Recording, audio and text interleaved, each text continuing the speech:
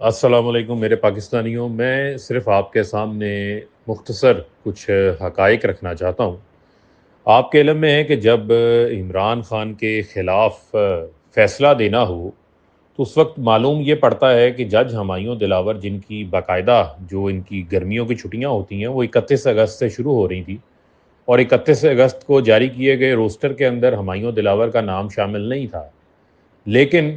ان کی جو ہے وہ چھٹیاں بھی ختم ہو جاتی ہیں اور دوبارہ ایک روسٹر سامنے آتا ہے جس میں ان کی 5 اگست تک جو ہے ان کی ڈیوٹی جو ہے ان کو اسائن کر دی جاتی ہے،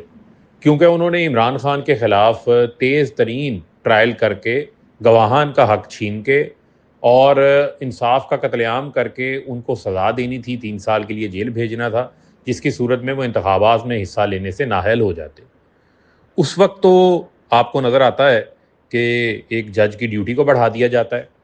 دوسری جانب ہمیں یہ نظر آتا ہے کہ عمران خان جو ہیں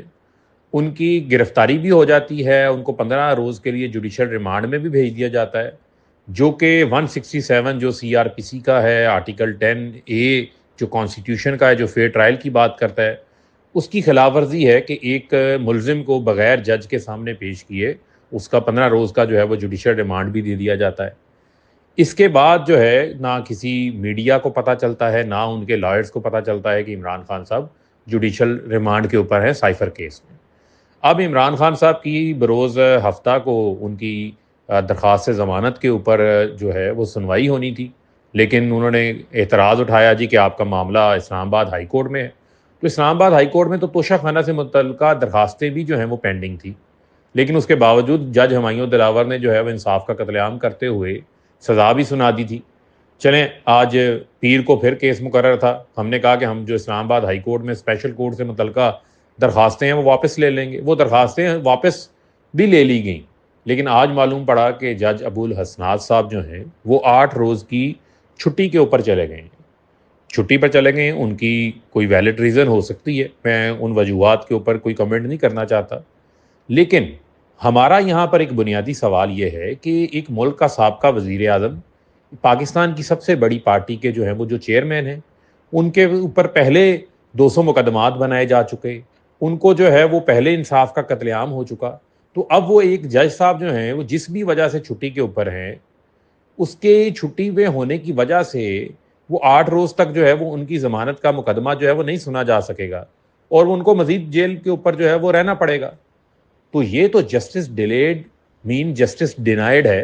کیا جو ہے وہ کسی اور جج کی یہ ڈیوٹی اسائن نہیں کی جا سکتی؟ جس طرح جو اسپیشل کورٹ کے جج ابو الحسنات صاحب کو تعینات کیا گیا، تو وہ کوئی اپوائنٹڈ اسپیشل جج نہیں ہے، وہ ATC کے جج ہیں، ان کو ایڈیشنل چارج دیا گیا اسپیشل کورٹ کا،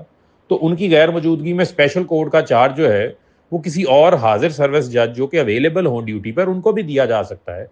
تاکہ وہ عمران خان کا جو بنیادی قانونی حق ہے ضمانت ان کو ملنا، اس کا مقدمہ سن سکیں، شاہ محمود قریشی کا مقدمہ سن سکیں۔ لہٰذا مجھے نہیں سمجھ آتی کہ یہ عمران خان کے معاملے میں جب آپ نے